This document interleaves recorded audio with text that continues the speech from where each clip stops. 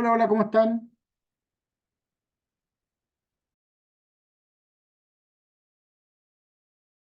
Hola, profe, ¿bien usted? Bien, gracias. Vamos a comenzar en 2 minutitos. Ya, acá porque estábamos en otra clase y terminó hace un par de minutos.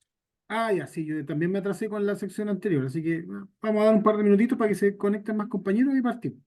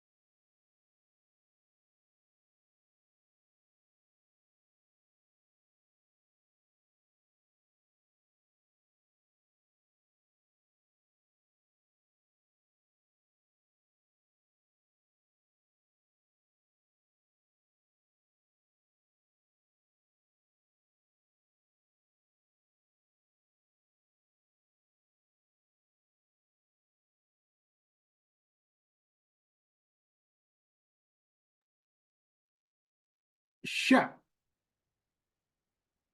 ¿cómo están? Los que venimos llegando más o menos tarde, nos atrasamos en la sección anterior. Sí, Hola, la profe profe, nos tenía buenas atrapados. noches. Ya, Acabamos dale. de terminar, profesor. Buenas noches. Bueno, suele pasar, suele pasar. Ya, ¿dónde estamos y para dónde vamos? Clase 6. Hoy día vamos a terminar esta unidad número 1. Nos queda súper poquito. Vamos a terminar de conversar de la última parte de la unidad de peligro, riesgo sísmico, vulnerabilidad.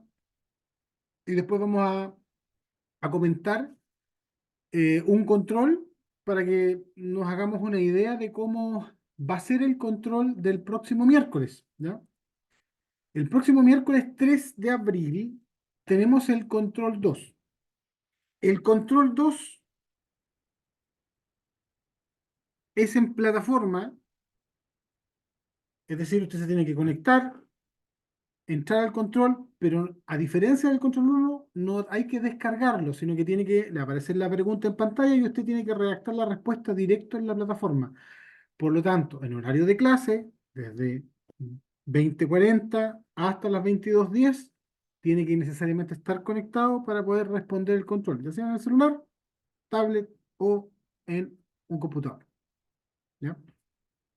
La solemne número 1, que es el lunes 8 de abril, usted si quiere puede ir a rendir la prueba presencial y yo le entrego, ¿cierto?, la prueba impresa y usted la responde, o si está lógicamente en en otro lugar, se conecta y de nuevo tiene que estar conectado todo el periodo que dure la prueba para ir redactando las respuestas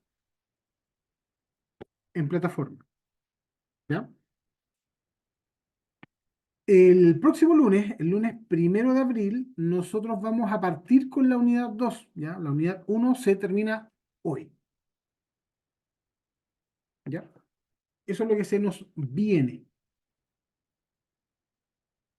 Entonces, vamos a hacer un resumen de lo que hemos estado hablando y después vamos a terminar con la unidad. ¿De qué es lo que estamos hablando nosotros? Estamos hablando de sismo. Y hablamos de sismo como una liberación de energía que, para que exista liberación de energía, primero tiene que haber acumulación de energía.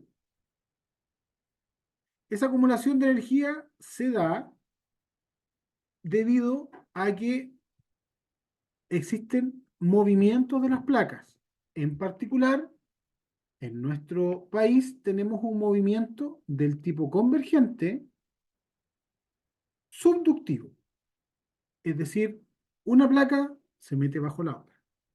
Entonces, en ese movimiento constante de placas, en ese movimiento convergente constante, hay trabazón entre las placas y se empieza a acumular esta energía elástica, que cuando llega al punto de alcanzar el límite de resistencia, se rompe, se genera una superficie o un área de falla y ocurre un movimiento y una liberación de energía que nosotros llamamos sismo, que cuando localizamos el punto de inicio de falla al interior de la corteza se llama hipocentro y con la proyección vertical nosotros llamamos epicentro.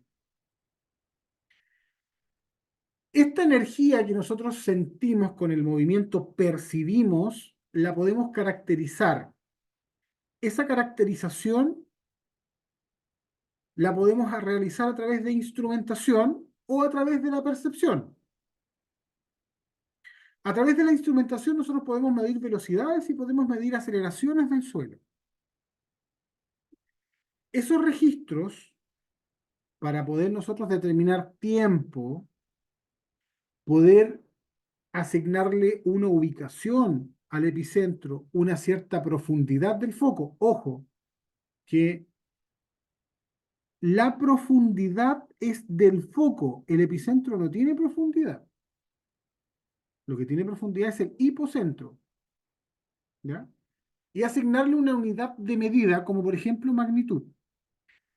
Yo lo hago a través de este registro instrumental que se hace a través de las ondas sísmicas, que son las que, ¿cierto?, van propagando esta energía.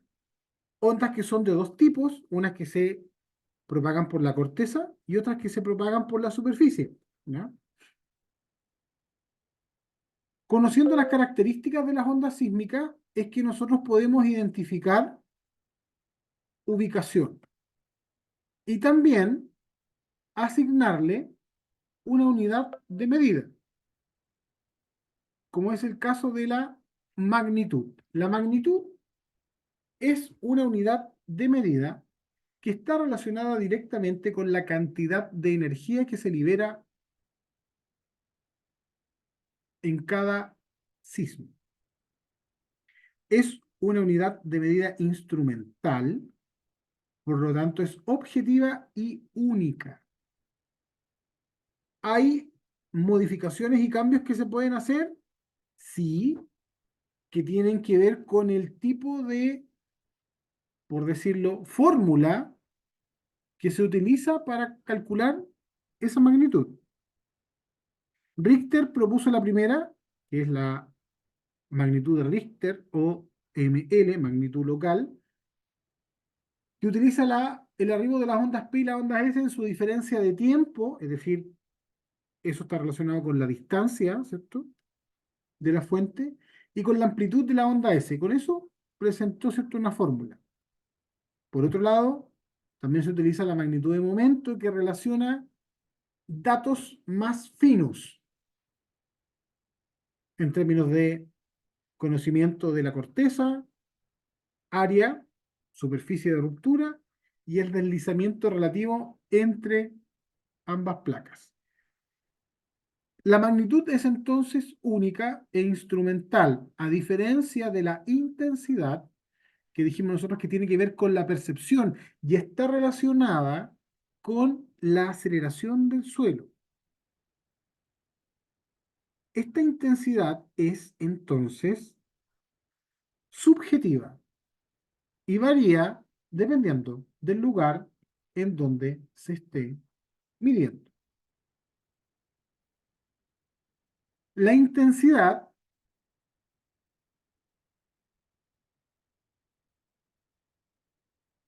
que está relacionada con la aceleración del suelo, como les decía, permite realizar identificación de zonas con igual percepción. Eso me permite zonificar, encontrar zonas con intensidades similares, es decir, con aceleraciones similares. Dado las características de los sismos de nuestro país en la parte de subducción, es que la zonificación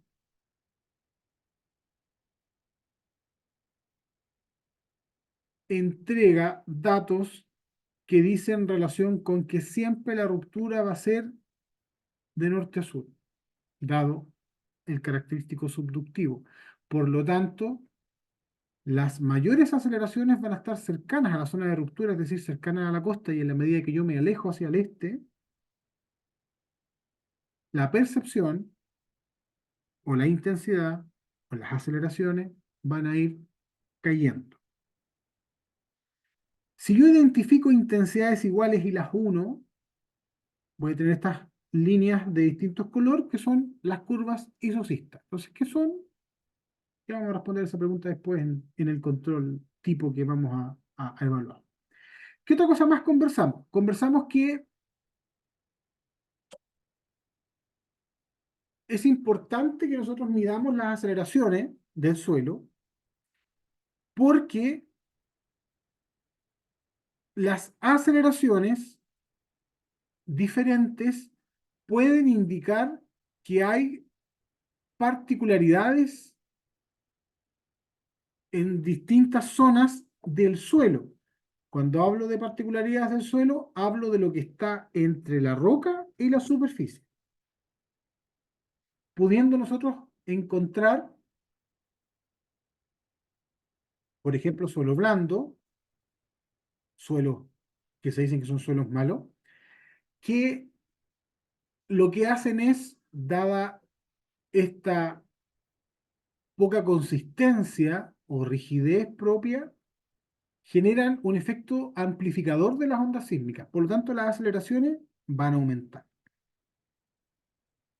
Bueno, ya hablamos de efecto de sitio.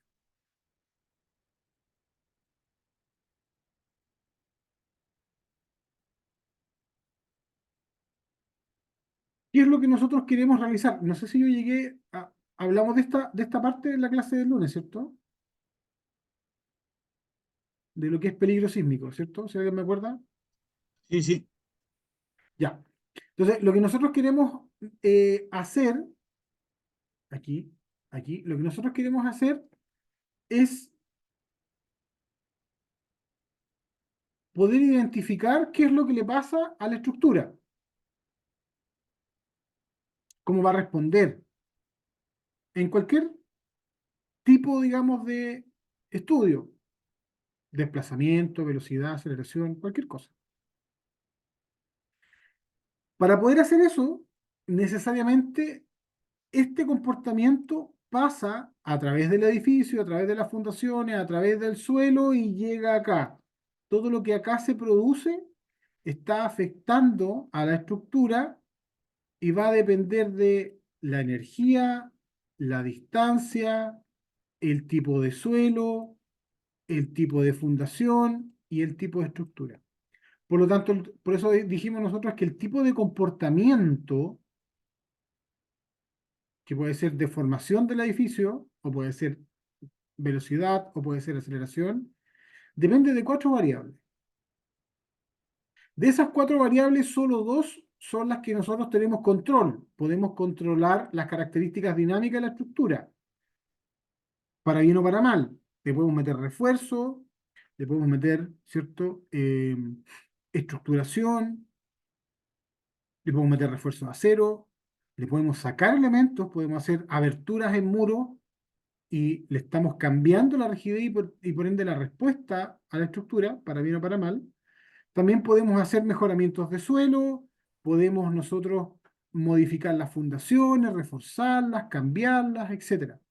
O sea, el I y el D, que son los que tienen que ver con también la respuesta X4, son las que nosotros podemos manipular.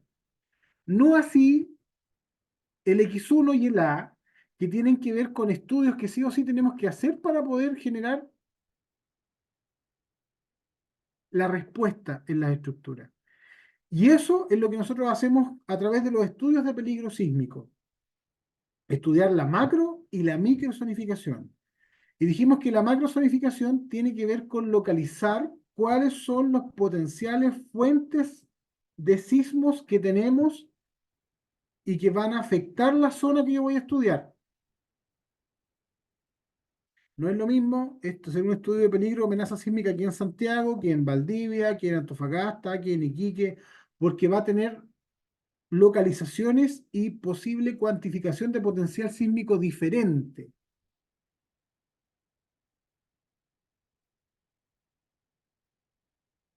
¿Ya?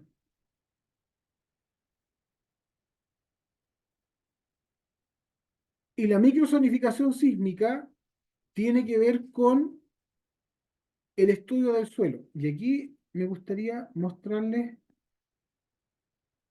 sí, mostrarles este, no sé si lo habrán visto, pero encuentro pertinente para poder cerrar el tema de la medida de la magnitud, que podamos ver este video porque aclara bastante el tema de cuando se dice la magnitud es única, sí, es única, pero ojo, depende de cuál metodología se utilice para su determinación.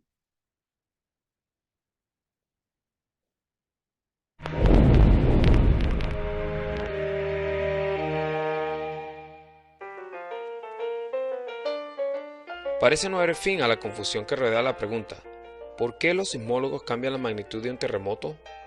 Las magnitudes simplemente no se sacan de un sombrero, pero la degradación, o en el caso de grandes terremotos, el incremento de la magnitud, es comprensiblemente malinterpretado. ¿Los sismólogos están ocultando algo? La Red Sismográfica Mundial, junto con miles de otras estaciones sismográficas en todo el mundo, registran las ondas sísmicas emanadas por un terremoto. Los datos de cada terremoto se registran en tiempo real y pueden ser transmitidos inmediatamente por telecomunicaciones a una instalación de administración de datos o almacenado para análisis futuros. Gran parte de la información almacenada está disponible para cualquiera que la solicite. El Centro Nacional de Información sobre Terremotos opera un servicio de 24 horas que emite informes casi en tiempo real para magnitudes superiores a 3 en los Estados Unidos o a magnitud 5 en cualquier otro lugar del mundo. Estos son solo una fracción de los millones de pequeños terremotos detectados y ubicados por redes sísmicas cada año. Obtener una magnitud preliminar precisa puede ser difícil debido no solo a los complejos procesos que ocurren en las profundidades de la Tierra, sino también porque hay más de una docena de técnicas para calcular la magnitud de un terremoto. Algunos métodos dan valores aproximados en segundos del terremoto, mientras que otros requieren un conjunto de datos más completo y análisis más exhaustivos. Las computadoras usan la amplitud preliminar y los tiempos de arribo para las ondas PS y superficiales provenientes de múltiples estaciones sismográficas para derivar una magnitud y ubicación inicial. Como la amplitud de un sismograma es mayor cerca del terremoto, se deben hacer correcciones para la distancia desde el hipocentro, que es el lugar dentro de la Tierra donde realmente ocurre la ruptura de la falla. Los sismogramas registrados cerca del terremoto pueden ser una superposición complicada de ondas PS y superficiales, mientras que los sismómetros distantes pueden registrar una firma más predecible debido a las ondas de cuerpo PS que viajan a través del manto y las ondas superficiales más lentas que viajan cerca de la superficie de la Tierra. Calcular la magnitud de un terremoto también requiere medir otras características del terremoto, como la orientación de la falla, frecuencia y duración de la ruptura, con ajustes adicionales hechos específicamente para qué tipo de suelo, y la geología local en esa estación y cómo las ondas viajaron a través de la Tierra. También se incluyen las características del sismógrafo que mide y registra el terremoto. incluyendo si registra 3 componentes o 3 direcciones de movimiento y qué tipo de ondas el instrumento está calibrado para registrar. Cada método para determinar la magnitud tiene sus propias limitaciones. Dos ejemplos son las escalas de magnitud de Richter y magnitud de momento.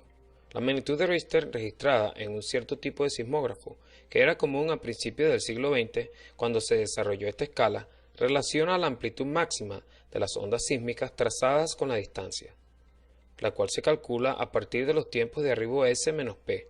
Conectando los dos, da como resultado la magnitud de Richter. Esta escala es buena para los terremotos pequeños y locales, por debajo de la magnitud 5, que producen la mayor parte de su energía como ondas de alta frecuencia de periodo corto, pero la escala no es tan efectiva para grandes terremotos.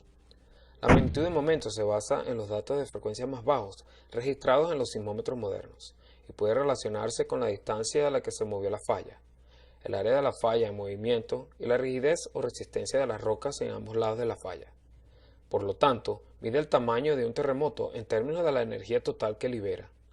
Cuanto mayor está el terremoto, más energía se libera a frecuencias más bajas que están asociadas con ondas superficiales destructivas. La escala de magnitud de momento funciona bien para terremotos lejanos de larga duración y gran frecuencia. Esta es la medida más común para terremotos superiores a la magnitud 5. El terremoto de Loma Prieta en 1989 tuvo una magnitud de Richter original de 7,1. En áreas donde las estructuras se construyeron sobre sedimentos no consolidados, la sacudida fue severa. Varios años más tarde, fue degradado a una magnitud de momento de 6,9, basado en estudios más detallados de los diversos tipos de ondas de choque generadas combinadas con el grado de deslizamiento a lo largo de la falla de San Andrés y nuevas metodologías. Lejos de degradar el poder de terremotos pasados, el concepto de magnitud de momento simplemente incluye en sus cálculos los resultados de años de hallazgos de investigación sobre terremotos. Las estimaciones de magnitud revisadas no significan que los terremotos fueron menos destructivos. Para complicar la imagen de magnitud inicial, los grandes terremotos no son simplemente rupturas de fallas locales, sino que a menudo son una secuencia en cascada de fracturas sobre una ruptura de falla larga. El terremoto de Tohoku se informó inicialmente con una magnitud de 7,9. Sin embargo, eso fue solo el inicio de una ruptura de 500 kilómetros de largo que debía continuar durante 3 minutos. Se actualizó rápidamente a una magnitud de 8,8, luego a un 8,9 y finalmente a una magnitud de 9. 5 años más tarde, cuando todos los datos fueron recopilados, finalmente se clasificó con una magnitud de 9,1, el cuarto terremoto más grande jamás registrado. La razón por la cual tomó tanto tiempo determinar la magnitud es porque cuanto más grande es el terremoto, más complejas son las ondas sísmicas que se registran a partir del terremoto. Además, las ondas de superficie pueden ser más prominentes más lejos del terremoto, en contraste con las ondas de cuerpo que tienden a desaparecer o atenuarse a mayores distancias del hipocentro. Determinar la magnitud exacta de un terremoto una vez llevó semanas, pero ahora los sismólogos, usando computadoras sofisticadas, pueden procesar los datos en cuestión de minutos u horas para pequeños temblores, y horas a días o semanas para grandes terremotos.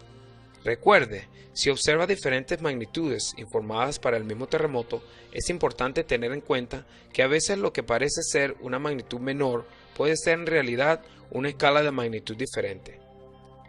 Para terminar, parte de la confusión sobre la magnitud radica en el hecho de que cada terremoto tiene una magnitud, pero muchas intensidades diferentes.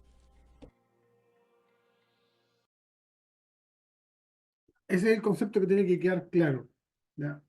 Magnitud única, intensidades varias. Ya. Otra cosa para la que nos sirve el estudio de amenaza o peligro sísmico es para poder introducir otro concepto que es el concepto de riesgo sísmico.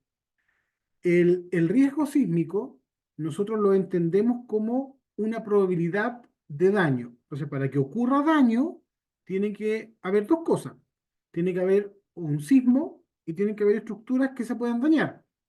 Por lo tanto, el riesgo sísmico, entendido como una probabilidad de daño de destrucción o de pérdida de material,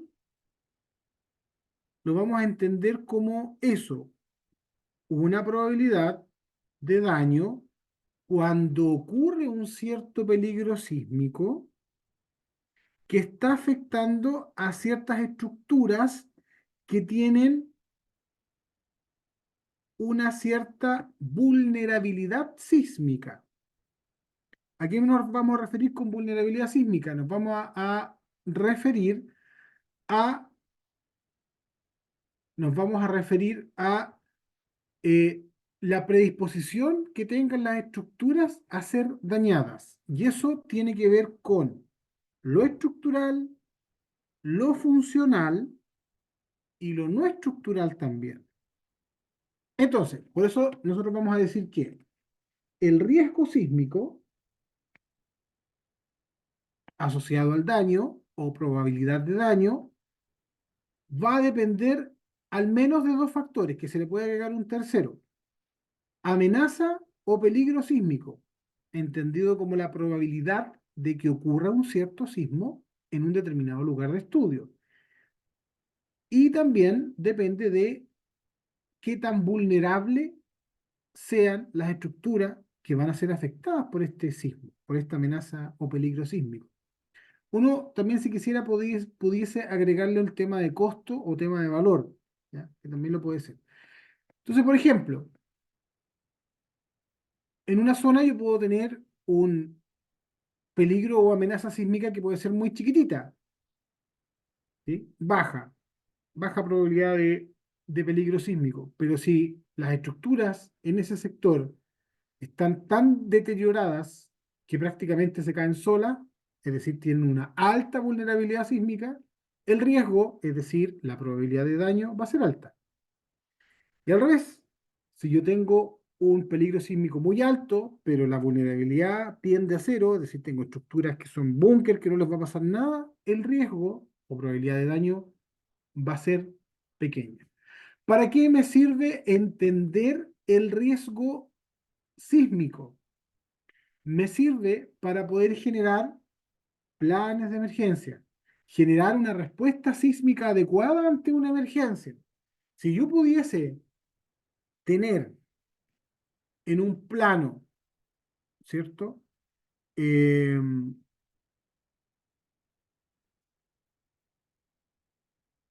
de colores, una cierta distribución de riesgo sísmico, cuando ocurra un sismo importante, yo voy a saber cuáles son las zonas más riesgosas, cuáles son las zonas que están más propensas a tener daño mapeado. Pero para eso tengo que estudiar el peligro sísmico o amenaza sísmica, tengo que también tener, perdón, mapeado cuál es la vulnerabilidad sísmica de cada zona. Acá, por ejemplo, tenemos un mapita que todavía no está considerado el, el riesgo sísmico, pero sí hay estudios de inundaciones. Por ejemplo, están demarcados y está estudiado hace mucho tiempo cuáles son las zonas expuestas a amenazas de tsunami. Todas las que están en rojo están en zona de evacuación. Los azul son las vías de evacuación y los PE son los puntos de encuentro, es decir, para dónde uno tiene que arrancar en caso de tsunami. Y eso está para todo nuestro país. Entonces, si uno quiere revisar alguna localidad en particular, uno se puede ir a este mapa y ver cuáles son las zonas de inundación. Esto está relacionado con los carteles que hay. Vía de evacuación de tsunami, zona de inundación. Ante una eventualidad, no esté aquí, ¿ya? Lamentablemente, no se utilizan mucho estos mapas para poder generar los cambios de uso y que no se sigan construyendo en zonas de inundación, ¿ya? A esto es lo que se quiere apuntar en el futuro, tener mapas de riesgo sísmico. Pero para eso hay que partir estudiando la vulnerabilidad estructural, que como les decía, puede ser funcional, es decir, desde el punto de vista de las instalaciones, ¿cierto? ¿Cuál es la vulnerabilidad de que deje de funcionar o de prestar el servicio para el cual está destinado la estructura. Vulnerabilidad no estructural, que tiene que ver, como el nombre lo dice, asociado a los componentes no estructurales. Cielos falsos, equipos, muros cortinas, tabiquerías, etc. Y lo que no hace un poco más de sentido siempre, pero no siempre es lo único que se mide como vulnerabilidad, que es lo estructural, que son los componentes estructurales de tener y de hacer daño. Se está avanzando, y ya se ha avanzado hace bastantes años atrás, Bien, ponga en atención a lo la determinación del estudio de la vulnerabilidad. Ya por lo menos hay estudios censales de cuántas casas hay por sector, cuáles son los tipos de casa que hay, albañilería, hormigón, de madera, cuántos edificios hay. En Concepción también se avanzó hace muchos años atrás, y en Santiago, como vamos a ver, también se han hecho estudios de vulnerabilidad. Lo siguiente, según un estudio del Departamento de Ingeniería Estructural y Geotécnica de la Universidad Católica, pudieron determinar que alrededor de un 53% de las viviendas en Chile son vulnerables a los sismos. Vamos a hablar justamente de este estudio. Nos acompaña aquí Matías Juve, él es académico de la Universidad Católica, ingeniero civil y experto además en estructuras sísmicas. Bienvenido, muchísimas gracias por estar con nosotros. Hola Carla, buenos días. Es una cifra que preocupa y que llama la atención porque me gustaría que partiéramos definiendo qué es ser vulnerable, cuando en Chile siempre se ha dicho que tenemos una calidad de construcción muy buena. Hay tristes recuerdos, pero muy puntuales, como el edificio Alto Río después del 27F, pero en general uno tiene la sensación, al menos la mía, y lo que han dicho los expertos, de que en Chile se construye con una norma bien exigente y que nuestras estructuras son bien resistentes frente a terremotos grandes. Bueno, lo que hicimos nosotros en este estudio fue contar cuántas casas y cuántos edificios hay de distintos materiales en los distintos lugares de Chile, y esto lo hicimos en cada comuna y también a nivel de cada manzana censal, digamos. Y lo que hace este estudio, digamos, es poder estimar el número de casas de adobe, de albañilería, de hormigón armado, de madera y también edificios de distintos materiales, de distintos pisos. Y el mayor número de estructuras residenciales en Chile por lejos es casa, ¿no es cierto?, que representa un 99,5% de las casas. Y de estas casas, como decía recién, ¿no es cierto?, el 53% de estas casas son de albañilería.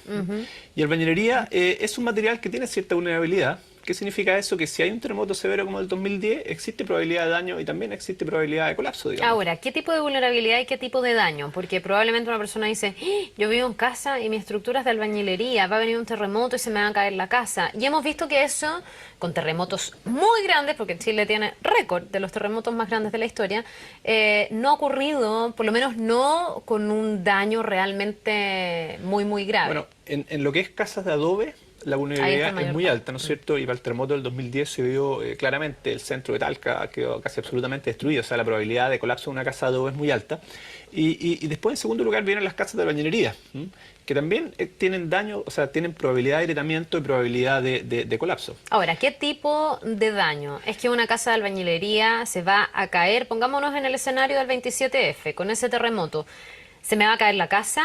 ¿Se me van a dañar, no sé, las junturas, pero los pilares van a permanecer firmes? Por ejemplo, si volvemos más cerca en el tiempo, todavía llegamos al 2014, el terremoto de Iquique. En el terremoto de Iquique hubieron daño en casas de albañilería y hubo colapso en casas de albañilería. En Alto Hospicio hubo un par de casas, digamos, que colapsaron y tuvieron destrucción total y que después había que demolerlas. ¿Y eso tiene que ver con la casa y con la estructura de la casa o también con el terreno? Porque recuerdo que en el caso de ese terremoto lo que se dijo es que dentro de los terrenos de Alto Hospicio había terrenos que tenían demasiada salinidad y que por lo tanto no eran terrenos muy resistentes y había que hacer todo un trabajo con los terrenos para evitar en el futuro que haya nuevos daños. No sé si se resuelve solo con la estructura de la casa o es una combinación de ambas cosas. Es una combinación de ambas cosas porque la vulnerabilidad o la posibilidad de daño depende de cuánto se mueve el suelo y también depende de qué es lo que le pasa a la casa, digamos. Entonces, lo que se vio en el terremoto del 2014 es que una casa vulnerable, que es de albañilería, que tiene probabilidad de daño, en un suelo que tiene malas condiciones, obviamente hay un daño y se produjo colapso de casa, digamos. Un suelo de malas condiciones es un suelo más blando.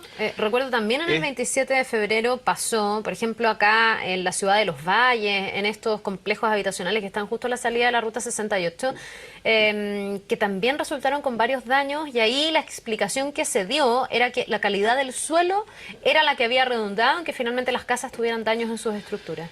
La calidad del suelo es relevante, es muy relevante porque la calidad del suelo indica cómo se va a mover el suelo debido a un terremoto. O sea, si hay un terremoto, por ejemplo, como el del 27 de febrero, ¿no es cierto? El suelo en Maipú se mueve distinto al suelo al suelo del centro de Santiago y distinto, ¿no es cierto?, al suelo que hay en Huechuraba. Y eso depende de las características del suelo, ¿no es cierto?, entre la superficie y abajo la roca. Por lo tanto, el movimiento es distinto. Ahora, tú me estás diciendo que en el 53% de estas casas que son de albañilería hay riesgos o vulnerabilidad. Eso incluso cuando tenemos una norma antisísmica súper alta, porque a uno le da la sensación desde la inexperiencia, digamos, y sin conocer tanto la materia, que esa norma es tan exigente que está como medianamente garantizado con esa norma que tu casa no se va a caer, que es al final, los daños siempre importan, pero también la integridad de las personas debe ser el primer foco. Eso es lo que busca la norma, digamos, y de hecho en el terremoto de Iquique, las casas estas de albañilería que yo hablo no se cayeron, pero sí tuvieron un daño severo que hay que demoler las casas. Por lo tanto, ese daño existe, esa probabilidad de daño existe frente a un terremoto, y las normas chilenas lo que hacen, digamos, es tratar de minimizar ese daño, y son bastante exigentes. Por ejemplo, no se puede construir casa de adobe, digamos, y eso, ¿por qué no se puede construir casa de adobe en Chile? Porque son vulnerables. Hay otros países de Sudamérica que permiten construcción de casa de adobe. En Chile no, digamos, eso se ha limitado.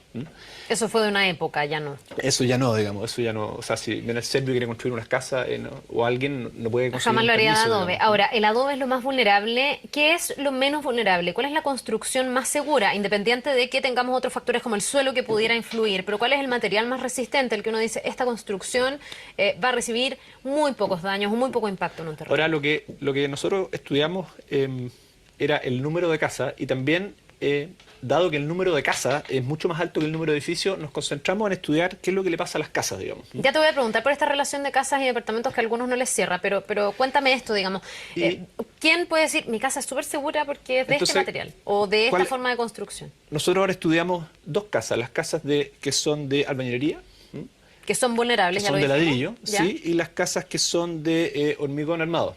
Hay muchas casas que se están haciendo. En los últimos años la construcción de hormigón armado ha aumentado mucho. Muchos condominios de casas que están a la salida de Santiago hacia el sur, por ejemplo, en Nos, en Buin, se están haciendo hormigón armado, que son muros relativamente delgados, que tienen poca armadura, y esas casas son muy sólidas. Entonces nosotros evaluamos cuál es la probabilidad de tener un colapso de esas casas. Y, por ejemplo, para que una casa de hormigón, de estas que están haciendo, tenga un colapso, se requiere un terremoto como de 8 veces más grande que el terremoto del 2010. 8 veces más 8 grande. veces más grande. O sea, la O sea, hay probabilidad un de margen colapso todavía. es cero. En cambio, una casa de albañilería, con un terremoto el doble del 2010 o 1,5 veces, tú ya puedes tener colapso de un 5%, 10% de las casas. Ahora, uno dice 8 veces más grande. En las escalas de terremotos esto va creciendo exponencialmente. No es que uno tuviera que tener un grado 16 para que fuera el doble del anterior. Es distinto. No sabemos hasta dónde la naturaleza No nos podría sabemos. sorprender, pero el margen en el fondo es bastante mayor en las casas de hormigón que en las casas de albañilería. Mucho margen. O sea, en ninguna parte del mundo se ha medido un terremoto de esa intensidad, digamos. No, claro. Si no ha sido en Chile, no ha sido en ningún lugar, te lo aseguro.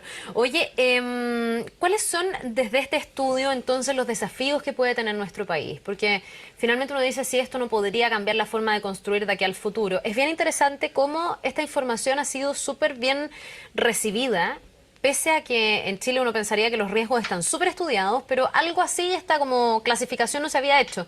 Entonces de aquí uno podría sacar conclusiones para el futuro. Por ejemplo, que a lo mejor de ahora en adelante, yo digo, no sé, la mejor forma de construir es irse siempre a la segura con el hormigón armado. No sé qué tan más caro es que la albañilería. Bueno, esa es una pregunta, porque también existe otro material, por ejemplo, la madera. Ah, ¿y qué tal la madera? Yo he escuchado que es bien resistente. Tenemos mucha madera. En Chile, en este estudio, concluimos que el 34% de las casas en Chile son de madera. Ya. En el sur llega a un 90%, digamos. Pero la madera, sísmicamente, es un material buenísimo, digamos.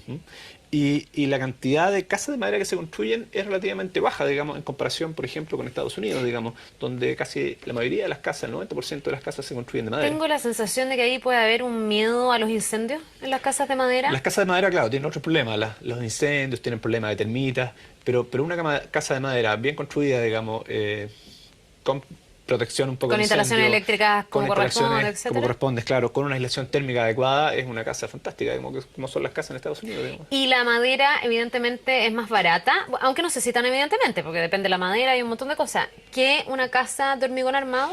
Bueno, ahí las preguntas van a las inmobiliarias y a las empresas constructoras. Digamos, cuando ellos hacen un condominio, ¿no es cierto?, de 1000 casas, todas iguales, ellos dicen, bueno, ¿en qué material vamos a construir? Entonces, construimos en madera, o construimos en albañilería, o construimos en hormigón. En madera, en Santiago, por ejemplo, en la región metropolitana se construye muy poco, estas casas de condominio, digamos, y las constructoras y las inmobiliarias prefieren principalmente hormigón armado y albañilería. Ya, ¿y cuál es la razón? Hay un tema de precio, hay un tema de resistencia de la materialidad, hay un tema de prejuicio, de que de pronto tú digas, ay no, la casa de madera, no sé, no da tanto estatus como la casa de hormigón, porque estas cosas también entran a jugar en la decisión. La casa de madera yo creo que hay un prejuicio. Hay un prejuicio de las casas de madera. Por ejemplo, viviendas sociales de madera en la región metropolitana, sería complejo, digamos, de las personas que acepten en que sea una construcción de buena calidad. Claro, que se relaciona casi con la media agua, en el fondo. Exactamente, Entonces, hay una relación hay un directa prejuicio social. Exactamente. Ahora, desde el punto ahí de hay vista de la... mucho, ¿Sí? mucho trabajo por hacer, digamos, la gente que trabaja en madera, hay un centro de investigación de madera, de poder potenciar el uso de la madera. Pero desde el punto de vista económico es más barato una casa con las mismas características, digamos, los mismos metros construidos, las instalaciones más o menos similares, los mismos circuitos eléctricos, etcétera. ¿Es muy distinto el precio entre una casa de madera y una casa de hormigón armado? Porque ahí también, no sé, si el Estado va a ser el que va a pagar o si una inmobiliaria va a apostar, hay un tema de rentabilidad. Sí, los precios de madera desconozco mucho, digamos, porque se construye principalmente en el sur, donde conozco menos, digamos. Yo trabajo, o sea, estoy más preocupado de la región metropolitana. En la región metropolitana, el precio que compite es albañilería con hormigón. Entonces, en albañilería hay más casas que de hormigón. 53% de las casas son de albañilería, solo 8% son de hormigón. El costo del hormigón ha ido bajando porque la mano de obra está cada vez más cara. Entonces, en albañilería tú requieres más mano de obra, es más que hormigón, donde tú colocas moldaje, una construcción más industrializada. Más fácil de armar, digamos. Es más industrializada. Entonces, dado que el costo de la mano de obra ha aumentado en los últimos años, los costos se han ido equiparando, digamos, y tú tienes una casa de hormigón hoy que es más competitiva que una casa de Pero eso albañilería. es una buena noticia desde el punto de vista de los riesgos ante un sismo, porque supuesto, si van proliferando las casas de hormigón armado, uno pensaría que vamos a tener menos daños en lo sucesivo. Por supuesto, por supuesto. Te quería preguntar por esta relación entre casas y departamentos que a mucha gente no le ha quedado muy claro. Ayer yo leía parte del estudio en algunos medios de prensa y estaban los comentarios y a nadie le calzaba mucho y por eso te pido que nos acotes y nos expliques que haya un 99,5% de gente que vive en casa y un 0,5% que vive en departamento. Pero es que aquí no estamos hablando de gente que vive. No estamos hablando de gente que vive y tampoco estamos hablando de hogares. Ya. ¿De qué estamos hablando? De estructuras. Estamos hablando de edificaciones. O sea, un edificio vale por uno y no por los 100 departamentos que tenga. Exactamente. O sea, una casa cuesta lo mismo que un edificio que puede tener 300 departamentos. Porque leí toda una conjetura incluso en algunos medios y un análisis respecto de si esto no tenía que ver con la percepción de la gente de que todavía es mucho más seguro vivir en casa que en edificio. Después del terremoto del 2010, como que muchas personas Quisieron irse a tierra. Quisieron irse a tierra y quisieron irse a casa. Y la decisión, yo creo, de vivir en casa o departamento, más que la seguridad del sismo, tiene que ver con temas de transporte y temas de hacer la vida más fácil, digamos, en la ciudad. Ahora, ustedes temas no, urbanos, no digamos. entraron, entiendo, en esto. Es decir, usted preferiría vivir en casa o en departamento porque considera que es seguro o inseguro, pero y aunque sea más bajo la gente que vive en edificios, ¿ustedes también se preocuparon de analizar la vulnerabilidad que tienen las estructuras de edificios altos frente a un terremoto? No, en este estudio no. En este estudio lo que hicimos fue contar, porque si tú quieres evaluar el riesgo, el riesgo frente a un sismo, por ejemplo, tú necesitas tres cosas. Tú necesitas saber cuál es el próximo movimiento sísmico que va a haber. Tú necesitas contar cuántas casas y cuántos edificios hay, y después tú necesitas la tercera parte. Y la tercera parte es para cada casa y cada edificio, qué es lo que le va a pasar dado ese movimiento del suelo. Lo que hicimos nosotros fue la segunda parte, fue contar el número de casas y contar el número de edificios para poder después hacer la tercera etapa, que tiene que ver, ok, si viene un sismo y dado que sé cuántas casas hay de adobe, de albañilería y de hormigón, yo puedo contar, por ejemplo, el número de posibles casas que puedan colapsar. Ya, pero entonces eso significa que este estudio va a seguir adelante para poder llegar a tener un mapeo del riesgo mucho más exacto, digamos. Lógico, este estudio es parte del centro SIGIDEN de Desastres Naturales de la Universidad Católica, digamos, y este centro es un centro integrado, digamos, donde este es parte del problema, pero de conocer el modelo de exposición, pero también, ¿no es cierto?, lo que interesa es para cada una de esas casas de adobe, albañilería, madera, hormigón, saber qué es lo que le va a pasar. ¿Y ustedes están poniendo esta información a disposición de las autoridades? ¿Esto se está analizando? Porque aquí podría ser que tú vayas determinando las políticas de futuro a raíz de datos como este. Y además me imagino con un componente geográfico, porque no es lo mismo vivir en una casa, no sé, en el centro de Santiago o en una comuna del centro de Santiago, que vivir en una casa en una zona costera, por ejemplo. Lógico. Hay otros riesgos que podrían ser más allá solo del terremoto. Ustedes están centrados en los terremotos. Estamos centrados en los terremotos, pero sirve para cualquiera, porque lo que tenemos, digamos, es que en cada municipalidad y en cada manzana censal, en cada punto de la manzana censal, digamos, tenemos cuántas edificaciones hay de qué tipo, y eso está georreferenciado, entonces uno las puede poner en un mapa. O sea, si viniera una inundación y inunda una cierta zona, uno podría saber, estimar en esa zona, por ejemplo, cuántas casas hay de qué tipo, cuántas construcciones, usando estos datos. Perfecto. ¿Hay algún lugar donde la gente pueda leer la información? Esto es un proyecto que surge de una petición del Global Earthquake Model, una Ya. fundación que está en Italia, una organización de Italia, y esta organización está haciendo este estudio en diversos países en Sudamérica y en el mundo. Entonces la Universidad Católica fue el que desarrolló este estudio para Chile, pero también está para Colombia, Venezuela, Ecuador, y esta información va a estar disponible en la página web del GEM. GEM. Sí, Ya, pues Global ahí Earthquake Model. para poder buscarlo y a la gente que le interese en estos temas y que ojalá sirva para ir delineando las políticas de futuro y estar cada día más preparados frente a esta naturaleza que en Chile a veces se ensaña. Gracias, Matías. Muchas gracias. Que te vaya Hola. bien, que tengas un buen día. Gracias. Ok, entonces, estudios de vulnerabilidad hay. En Chile se está avanzando para poder llegar a tratar de tener un mapa de riesgo. Así como tenemos los mapas de inundación, queremos tratar de mapear y de tener la posibilidad de tener la información para poder generar estos planes más efectivos de reacción ante emergencias.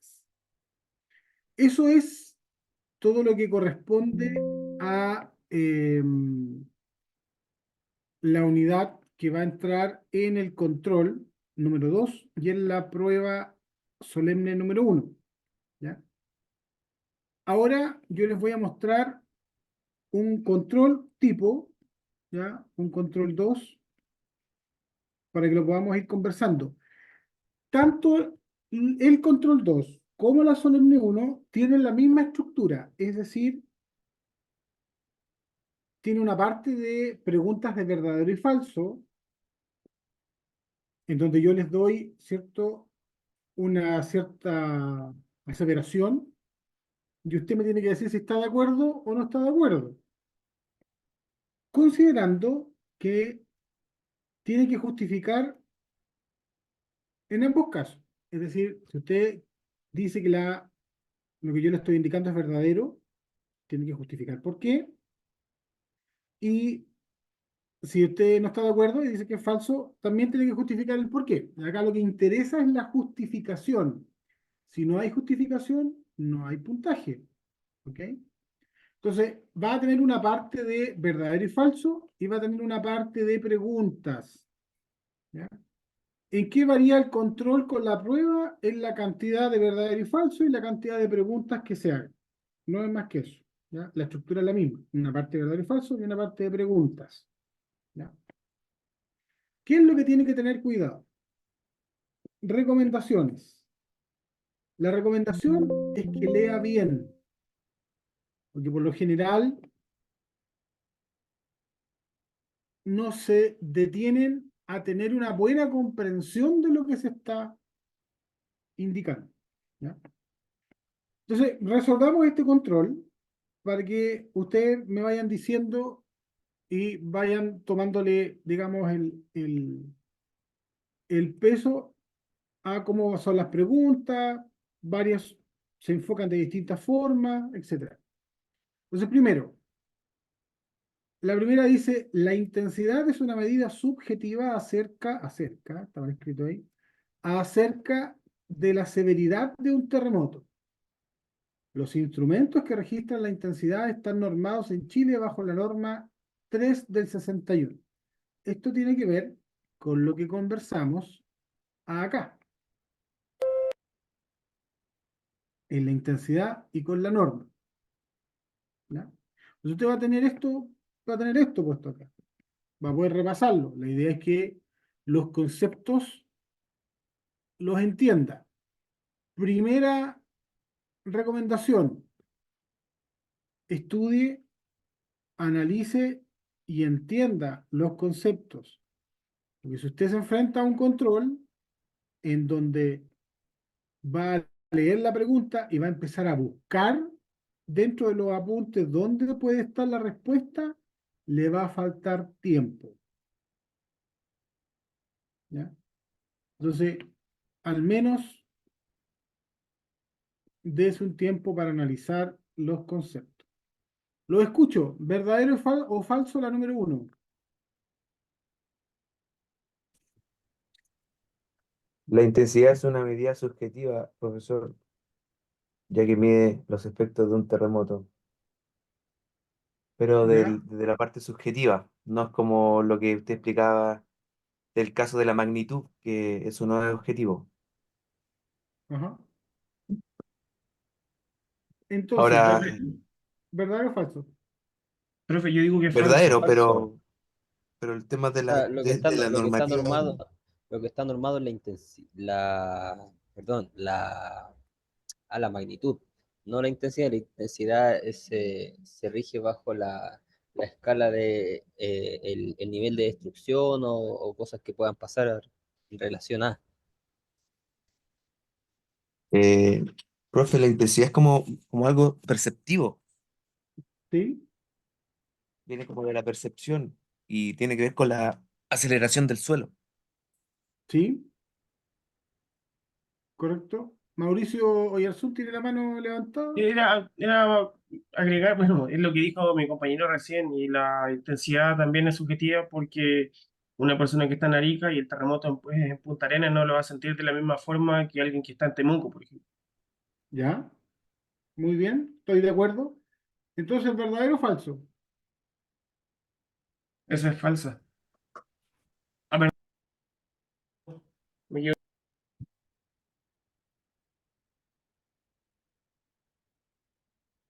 ¿Ya? ¿Y por qué es falsa? Si me están diciendo que la intensidad es subjetiva, o sea, que me están diciendo todo esto que está aquí, me están diciendo que es verdadero, que están de acuerdo con eso. Yo digo que Entonces, es ¿por qué es verdadera, falso? profe.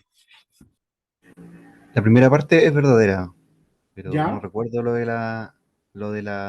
instrumentos que la norma. Ya. Eso no lo Ahí recuerdo está en realidad. ahí está la clave. ¿Hay instrumentos para medir intensidad? No. No, ¿No?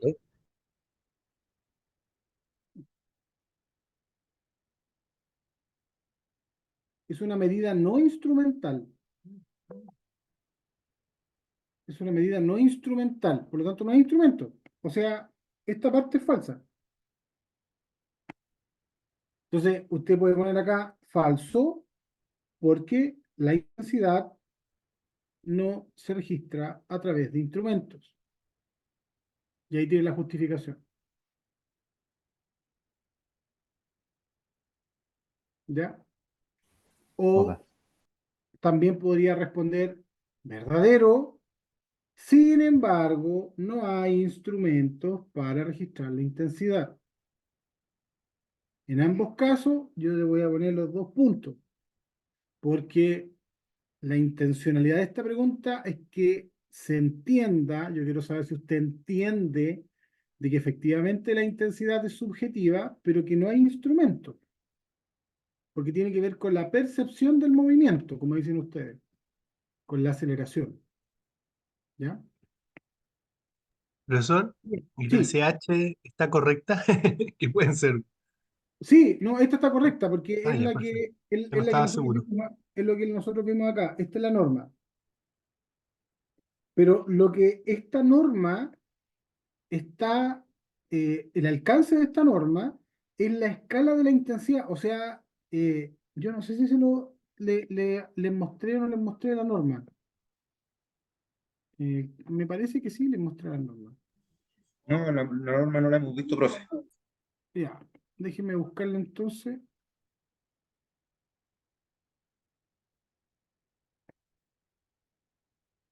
Mientras la busco, díganme si la 1.2 es verdadera o es falsa.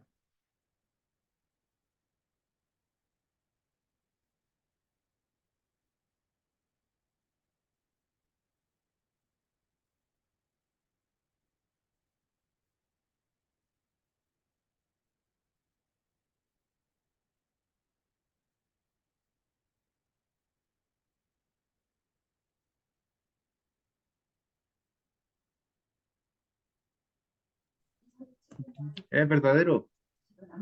Comienzo a ser más blando. ¿Verdadero, profe? Yo Es también verdadero. diría que es verdadero. ¿Por qué es verdadero? Ustedes tienen que justificar las verdaderas y las falsas. Eso lo pasó el otro día. Yo porque la placa menos densa tiene dos fuerzas que están trabajando sobre ella, la que está jalando hacia abajo y la que la está empujando. ¿Puede ser una respuesta así? La menos densa tiene una rigidez, tiene menor rigidez, a tener menos rigidez, tiene mayor liberación de energía. Y no me acuerdo qué más, era algo así. Era como el terreno suave, la arena por lo general suele tener mayor liberación de energía. Pasa lo mismo con las placas. Ya.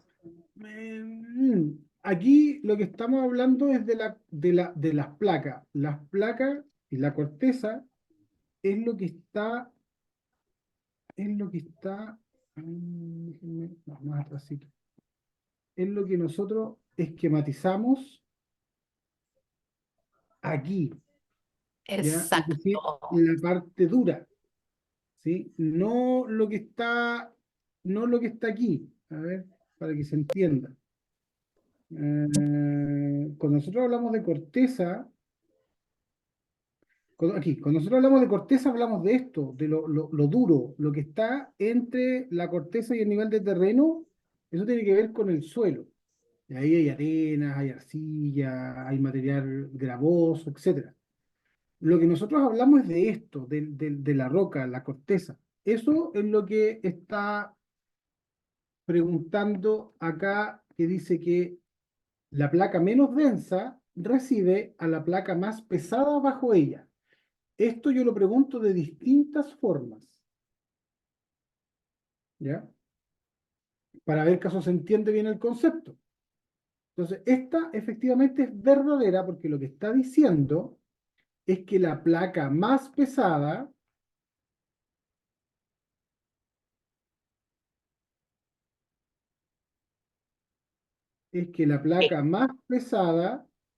se está metiendo bajo la placa más liviana. Esta placa es más pesada porque es más fría, por lo tanto es más densa. Al ser más densa es más pesada y genera este tirón. Entonces, efectivamente, por la diferencia de densidades, es que la más pesada se mete bajo la más liviana o menos densa. ¿Ya? Es por un tema de densidades. Por eso es verdadera. ¿Ya? Así que pongan ojo cuando les vaya a preguntar. Ya, aquí está la norma 3 del 61, y lo que esta norma indica, o más bien tiene alcance, es de establecer la escala de intensidad de los fenómenos sísmicos. Y lo que dice en el fondo es, en palabras, lo que yo les muestro con dibujitos. ¿Sí? La intensidad 1, no se advierte por pocas personas, la intensidad 2, la 4, la 5, la 6, etcétera, hasta la intensidad 12 en números romanos. Profesor, ¿esa es ¿Sí? la que comúnmente hablan de intensidad de Mercalli? ¿La Sí, escala Mercalli? exactamente. La intensidad está graduada en Mercalli, la escala de Mercalli modificada. ¿Ya? Y eso es lo que registra intensidad, con números romanos del 1 al 12. ¿Ya? Y la magnitud es la que puede ser Richter, magnitud local, magnitud de momento, magnitud de ondas superficiales, dependiendo de el tipo de forma en la cual se esté calculando. Ya. La 1.3. El periodo de retorno es el tiempo que transcurre entre dos sismos. Esa también es verdadera. ¿Por qué? Porque cada sismo produce una energía que va a producir una reacción de parte de las mismas placas o de donde se genera el sismo, y ese se va a ver reflejado en un eh, retorno o réplica, que se puede ser la réplica inmediata o a largo plazo. Ya, ahí está mezclando conceptos. ¿Sí? ¿Ya? Las réplicas son todos los sismos que vienen posterior al sismo principal.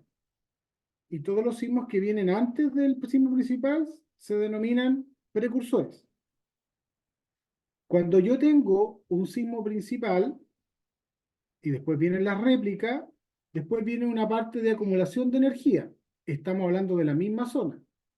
Después vienen precursores, sismo principal, réplica, acumulación de energía, precursores, sismo principal, réplica, y así se va repitiendo cíclicamente un sismo. Entonces, el periodo de tiempo entre dos sismos principales en una misma zona es el ciclo del sismo.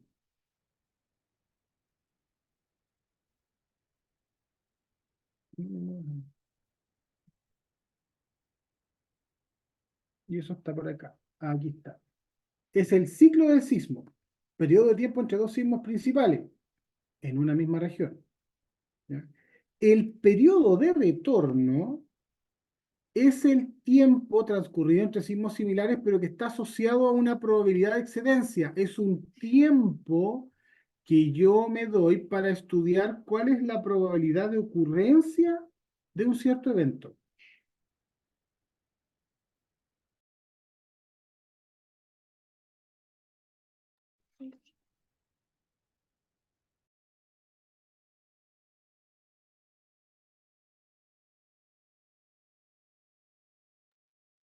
¿Sí? ¿Se entiende la diferencia? Entonces, en ese sentido, esta sería falsa, porque el periodo de retorno tiene que ver con la probabilidad de excedencia de un cierto evento. Perdón, ¿a qué se refiere con probabilidad de excedencia? Entiendo el concepto de excedencia, pero no lo puedo llevar a lo que usted pregunta. Eso no sé cómo hacerlo. Ya. En probabilidades,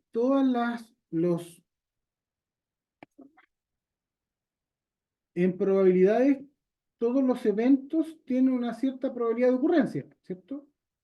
Y es lo que Sí, nosotros sí. podemos registrar a partir de la famosa campana de Gauss, ¿sí? Todas las muestras que están cercanas, ¿cierto?, a la media, van a tener una probabilidad de ocurrencia mayor que las que están acá, ¿sí? Si acá yo tengo, Ya. si en esta parte de acá la campana de Gauss, yo acá tengo, por ejemplo, el percentil 5%. Todas las muestras que yo tenga o eventos que ocurren en este lado van a tener Ujú. un 5% de probabilidad de que exceda lo que yo estoy muestreando. Si yo estoy muestreando un sismo de 7,5, o yo estoy estudiando la probabilidad de ocurrencia de un sismo de 7,5, todos estos eventos que yo registre acá van a tener un 5% de probabilidad de que se exceda el 7,5, es decir, que sea 8, 8,5, etc. Y por ejemplo, acá voy a tener un 95% de probabilidad, o más bien un 90%, y acá voy a tener un 5% de muestra que voy a tener un sismo menor al que estoy estudiando. Si yo voy a estudiar un sismo de 7,5, ¿sí? Voy a tener una cierta probabilidad de que no llegue al 7,5 con un cierto porcentaje, y voy a tener otro cierto porcentaje de probabilidad de tener sismo mayor a 7,5. Pero la mayor probabilidad va a estar concentrada acá en la campana de Gauss. ¿Ya? Entonces, si yo tengo muestras, es decir, yo tengo registros sísmicos en un cierto lugar, yo sé que en esta zona han ocurrido, por ejemplo, en esta zona han ocurrido todos estos sismos, y yo quiero estudiar justo aquí en el Maule la probabilidad de ocurrencia de otro sismo de 8,8, pero ya ocurrió uno en el 2010. Por lo tanto, si yo establezco un periodo de retorno de estudio de 50 años, en 50 años es muy poco probable de que vaya a ocurrir un sismo de 8,8, dado que hace 14 años ya ocurrió una liberación de energía. ¿Te fijas? Pero si yo extiendo ese periodo de retorno de 50 a 200 años, los registros que tengo me dicen de que la separación, ¿cierto? O el ciclo del sismo, para volver a tener uno de 8,8, en promedio están entre los 250 años. Entonces, la probabilidad de que ocurra un sismo de 8,8 en los próximos 200 años es mayor a que ocurra en los próximos 50 años. Perfecto. Si yo aumento el periodo de retorno, mayor es la probabilidad de que ocurra un sismo. Si yo me paro acá a estudiar la probabilidad de ocurrencia de un sismo de 8,8, en los próximos 50 años va a ser bien baja la probabilidad, dado que ya ocurrió esto. Pero si me paro aquí, la probabilidad de ocurrencia de un sismo de 8,8 en los próximos 50 años es harto más alta, dado que el último que se tiene registro fue en 1922. ¿Ya? Ya. ¿Se cachó la diferencia ahora? Sí. Súper, Gracias. súper, súper, súper, súper. Ya, entonces, esta sería falsa porque el tiempo que transcurre entre dos sismos necesariamente está más relacionado con el ciclo del sismo. Entonces, o usted le podría poner verdadero y decir, es verdadero, pero está asociado a la probabilidad de excedencia o de ocurrencia de un cierto sismo. ¿Vale? Ya. Así es la forma y estructura que tienen las verdadero y falso. ¿Ya? Yo les doy una indicación y usted me dice si está de acuerdo y no, o no, y por qué está o no está de acuerdo con lo que yo le estoy indicando. Ya, y en la parte de las preguntas, todas las preguntas tienen, todas las preguntas tienen varias partes.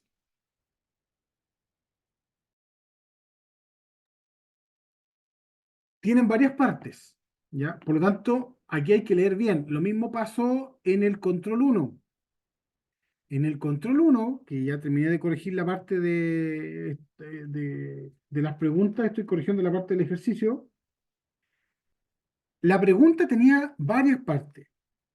La pregunta decía, ¿cuál es la diferencia entre comportamiento lineal, elástico y no lineal, inelástico? Por lo tanto, habían 4 conceptos que estaban ahí relacionados. Lineal, no lineal, elástico e inelástico. Son 2 conceptos. Proporcionalidad entre carga y deformación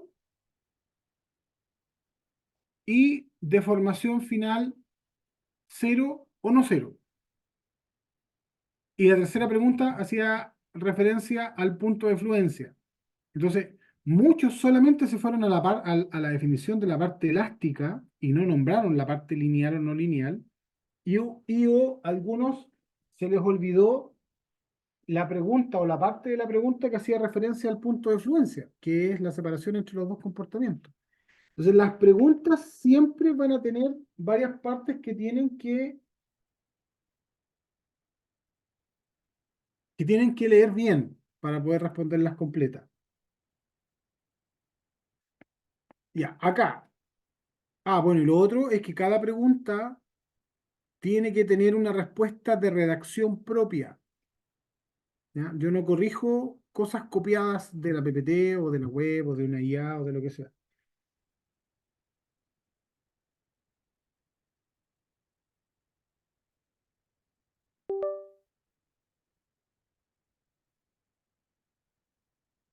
¿Por qué es importante contar con un diseño apropiado en una construcción sismorresistente? Esa es la primera parte de la pregunta. ¿Por qué creen ustedes que es importante contar con un diseño apropiado en una construcción sismorresistente? Esa pregunta tiene que ver con la definición que nosotros conversamos al principio de esta unidad.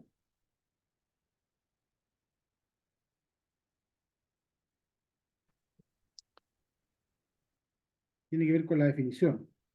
¿Por qué es importante tener un diseño apropiado? Esa es la pregunta.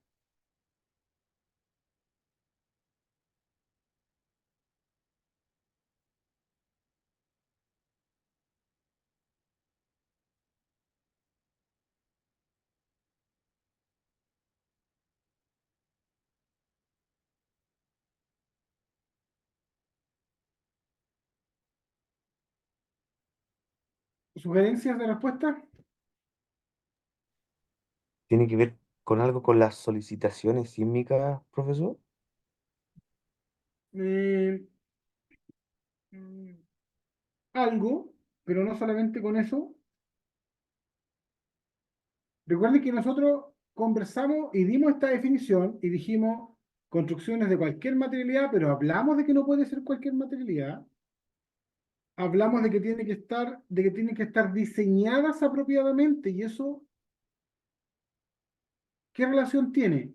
Dice relación con un diseño apropiado, dice relación con todas las especialidades que intervienen en el diseño de la estructura.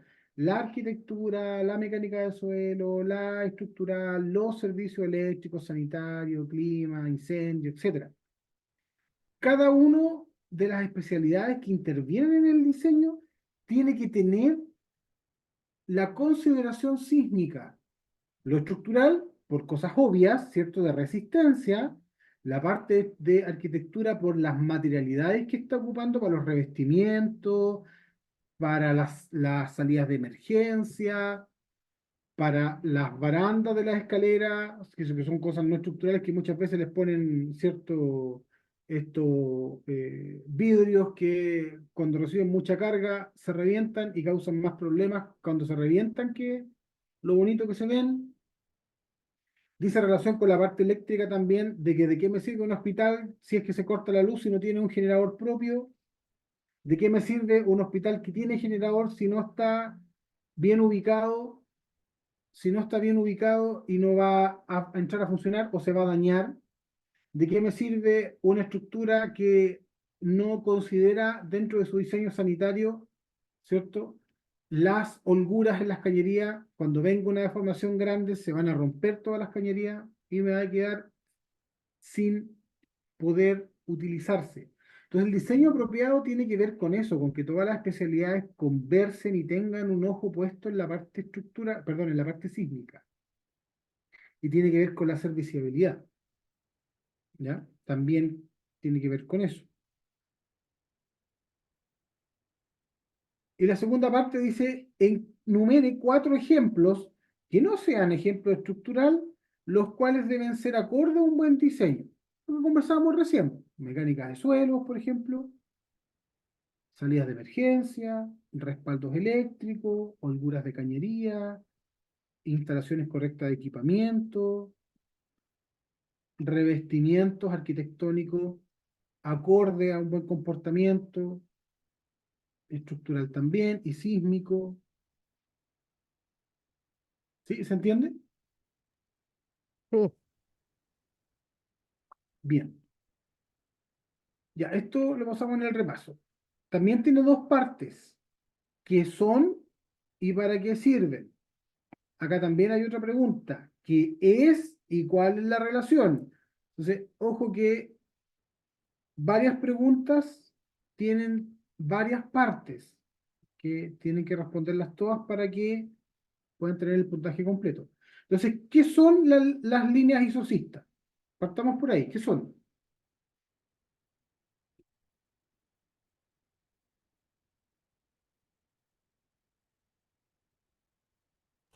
Profe, ¿no son las curvas isocistas también? ¿No es lo mismo?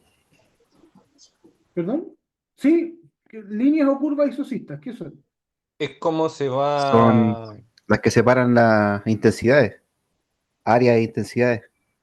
De es donde intensidades, se iba pero desarrollando S, P, ¿o no? mm, eso tiene relación con esto. O sea, a eso voy, son, por ejemplo, usted dice, línea Las isocista y ondas. entonces empieza son a las hacer que unen, lo mismo que estoy haciendo yo. Y dice, ya, aquí habla de curva isocista. Ya, ¿dónde dice qué es lo que son? Es como se disipa o se transfiere la energía de acuerdo a la superficie en la cual ocurre el evento o el sismo, ¿ya? Y van teniendo de acuerdo al diagrama una mayor magnitud, pero no son, ¿cómo se llama? Circulares, sino que tienen forma más ovalada. Y Ya, de acuerdo, bueno, algo así. Sería, pero se- unen puntos podrían ser de, déjeme como las zonas. interrumpirlo. Déjeme interrumpir ahí porque el compañero acaba perdón, de cometer un error garrafal. Que si usted lo pone en la prueba, 0 puntos. ¿Cuál es el error? Usted está mezclando conceptos porque acaba de decir diferentes magnitudes. La magnitud es única. Sí, las formas de medirlas son diferentes. profesor. Sí, pero acá las curvas isocistas están relacionadas con la intensidad, es decir, con la percepción o aceleración. O sea, acá la magnitud no tiene nada que ver con las curvas isocistas. ¿Ya? La magnitud es una medida de la energía de un símbolo. La intensidad es una medida de la percepción. Entonces, las curvas o líneas isocistas son las que uno encuentra al unir zonas de igual intensidad. Y eso, como decía un compañero, me genera zonas de intensidades iguales, ¿ya? Pero no mezclen intensidad con magnitud. Caroline tenía algo más. No, era lo ¿Quieres mismo decir? de los puntos de igual intensidad en el fondo sísmica. Sí, Ese era como lo que yo entendía por lo que claro. ¿Y para qué sirven? Segunda parte. Para identificar las zonas donde se van generando.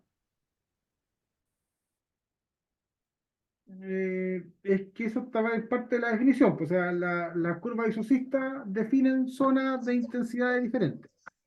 ¿Para qué me sirve saber eso? Sirve para tipificar la Para, zona y ver qué tipo para de conocer las construcción se intensidades. puede hacer en cada zona. De nuevo, Pistola, ¿eh?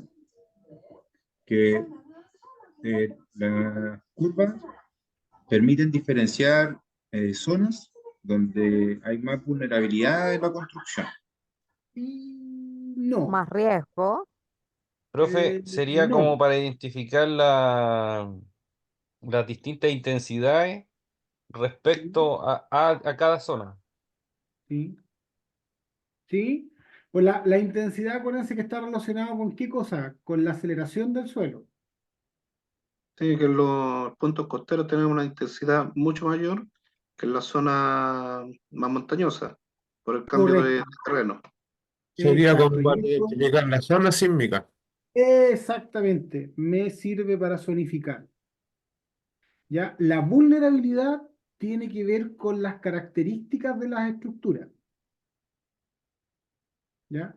Pueden estar en la cordillera, pueden estar en la costa, y la vulnerabilidad va a ser la misma si tienen las mismas características. ¿Ya? Y el riesgo tiene que ver con el peligro y la vulnerabilidad. Y el peligro sí tiene que ver con la ubicación. El peligro sísmico tiene que ver con la ubicación, porque entre más cerca de la costa voy a estar, más cerca de la zona de liberación de energía voy a estar. Por lo tanto, la respuesta que voy a tener en términos de energía va a ser mayor. ¿Ya? Y la última, que es bueno, esto lo pasamos hoy día, así que no creo que lo tengan muy claro, pero ¿qué es y cuál es la relación entre peligro y riesgo sísmico? Es lo que acabamos de hablar. Eso está aquí. La relación que hay entre el peligro y el riesgo sísmico es que el riesgo, como una probabilidad de daño, depende del peligro sísmico, que es una probabilidad de ocurrencia de un sismo. Pero no depende solamente del peligro o amenaza sísmica, sino que depende también de la vulnerabilidad, que tiene que ver con la predisposición o el tipo de construcción que se tenga que va a estar expuesta a este peligro. ¿Qué tanta predisposición a ser afectada por la ocurrencia de un cierto sismo? Y ahí entran temas dentro de la vulnerabilidad de materialidad, estructuración, tipo de estructura, Profe, antigüedad. ¿el factorial de representación de amenaza se da por algún sismo anterior, por normativa, por tipo de suelo, por qué lo voy a tener dado el factor A? Creo que lo había dicho, pero... El peligro sísmico, que es el que está aquí, peligro o amenaza sísmica, Ujú, ese mismo. se estudia con estas dos cositas. Estudio de peligro sísmico. Macrozonificación, microzonificación. Ah, Todo ya, lo ya, ok. referente a peligro sísmico está aquí. Ya. Caracterizar zona fuente, cuantificar localización, los métodos, la expansión geométrica.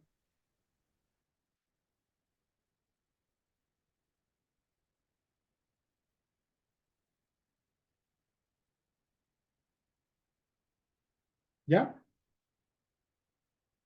Ok, ya. Eso. Bueno, la última pregunta es más que nada para este control es escrito, así que no tenían apoyo de la PPT. Entonces aquí era ubicar el X1, el X2, el X3, el X4 y decir la relación.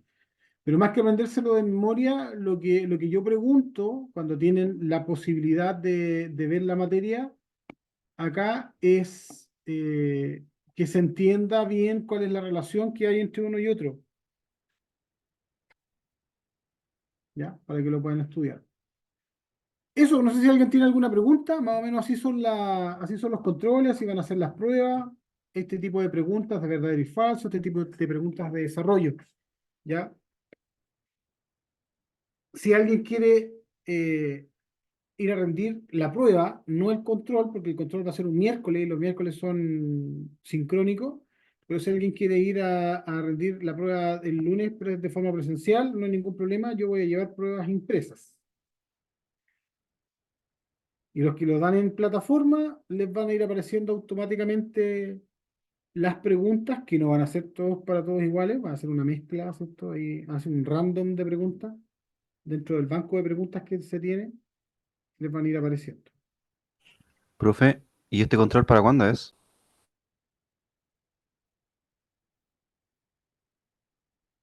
Tiqui, tiqui, tiqui, tiqui, tiqui, tiqui, tiqui. El control. Ah, se me olvidó el.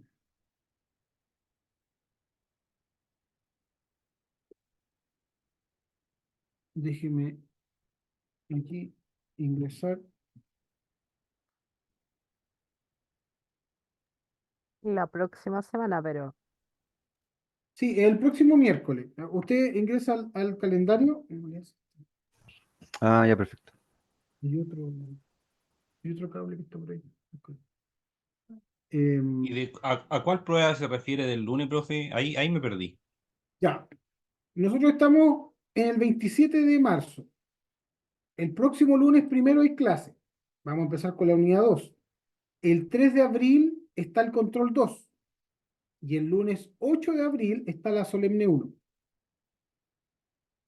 El control 2 y la solemne 1 son de esta unidad, de lo que acabamos de terminar de conversar hoy día. ¿Y en ese van a entrar ejercicio o solo la materia? No, solamente concepto. Del repaso ya no preguntamos más ejercicios. Ya no les voy a hacer otro ejercicio de viga con diagrama y cosas. Ese control de repaso, que es el control 1, se hizo exclusivamente y se hace para que usted se dé cuenta si está bien, si está mal, si le falta, qué no le falta, porque estos ejercicios los vamos a ocupar o los van a ocupar para el ramo de hormigón armado. Entonces, por eso se da la... No se me entra. Por eso se da la opción para que usted pueda...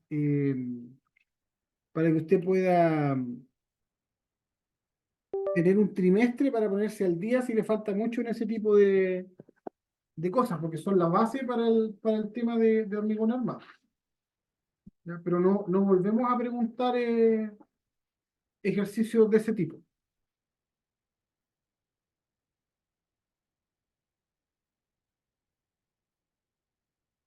¿Alguna otra consulta? No, todo claro por acá, profe. Gracias. Ya. Súper. Ya pues, Profesor, dígame. se me cortó la parte que alguien preguntó qué materia iba a entrar en el control número 2 y se me cortó el, el audio. ¿No que se escucha qué es lo que dijo? Lo mismo que va a entrar en la solemne 1.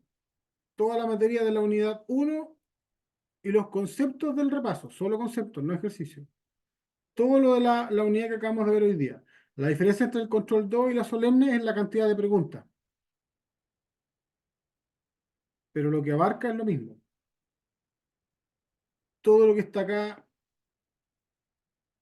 indicado como unidad 1, nociones de simbología. Las clases y el material complementario de lectura que también lo deben descargar y leerlo.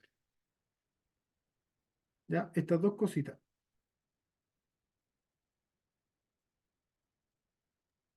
Ok, profe. Gracias. Ya pues, que tengan un buen fin de semana. Nos volvemos a encontrar el lunes. Que estén muy bien, cuídense. Chao, profe, Chao, gracias. profesor, buenas noches. Que Chao, esté profe, muy bien. gracias. Buenas noches. Gracias, Que profe. estén muy bien. Chao.